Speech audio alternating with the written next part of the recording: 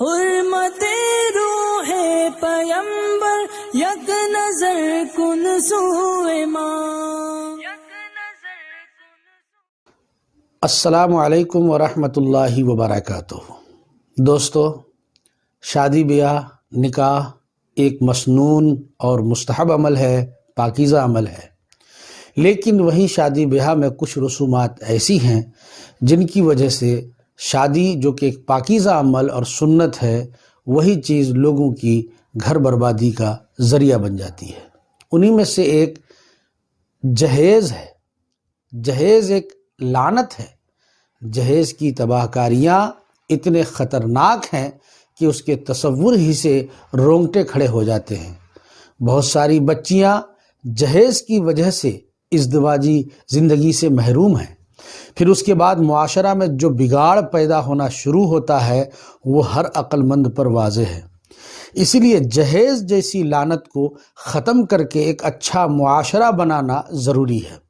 اب سوال یہ ہے کہ اس لعنت کا خاتمہ کیسے ہو، اس کی تدابیر کیا ہو سکتی ہیں، معاشرہ سے اس لعنت کو کیسے ختم کیا جا سکتا ہے. ہمیں اس کے اسباب اور اس کا حل تلاش کرنا ضروری ہے. اس پر میرا ایک ویڈیو الگ سے بنا ہوا ہے. اس ویڈیو کے آخر میں آپ کو وہ ویڈیو مل جائے گا، آپ اسے ضرور دیکھ لیں. لیکن جہیز کے خاتمہ کے لیے جلسے کرنا، کانفرنس منعقد کرنا کتنا مفید ہے، ہمیں اس پر بھی غور کرنے کی ضرورت ہے. اس سلسلے میں آپ کی کیا رائے ہے کمنٹ باکس میں ضرور بتائیں تاکہ ایک منصوبہ بند طریقے سے اس لعنت کو ختم کیا جا سکے. جہاں تک میں سمجھتا ہوں کہ جہیز کی لعنت کو ختم کرنے کے لیے جلسے اور کانفرنس منعقد کرنا اپنے اوپر ایک اور بوجھ کا اضافہ کرنا ہے. اگر یہ کہا جائے کہ ان پیشہ ور مقرروں کے پیشہ کو مزید فروغ دینا ہے تو بیجانا ہوگا. اب خود سوچئے کہ جہیز کو ختم کرنے کے لیے جس جلسے اور کانفرنس کا انعقاد کیا جا رہا ہے اس میں کتنا خرچہ آ رہا ہے، اور تو اور اس عنوان پر جس خطیب کا خطاب ہونا ہے وہ 1-2 گھنٹے خطاب کے لیے منہ مانگا موٹا نذرانہ لیتے ہیں. یعنی لاکھوں کے جہیز سے بچنے کے لیے 10 لاکھ کا خرچ کیا جائے. یہ کہاں تک عقل سلیم میں آنے والی بات ہے؟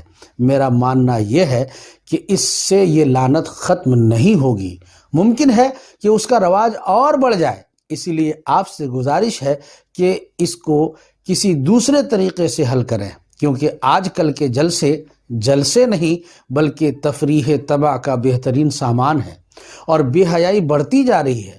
میری اس بات سے بہت لوگوں کو تکلیف ضرور ہوگی، لیکن یہ زمینی حقیقت ہے اور اس کا انکار کرنا ایک مسلمہ اور دیدہ حقیقت کا انکار کرنا ہوگا.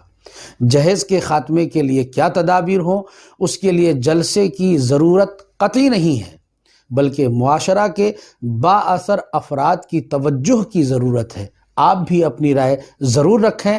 مزید تدابیر کے لیے جہیز کی تباہ کاریاں اسباب و علاج والا ویڈیو ضرور دیکھیں اور صحیح لگے تو شیئر ضرور کریں.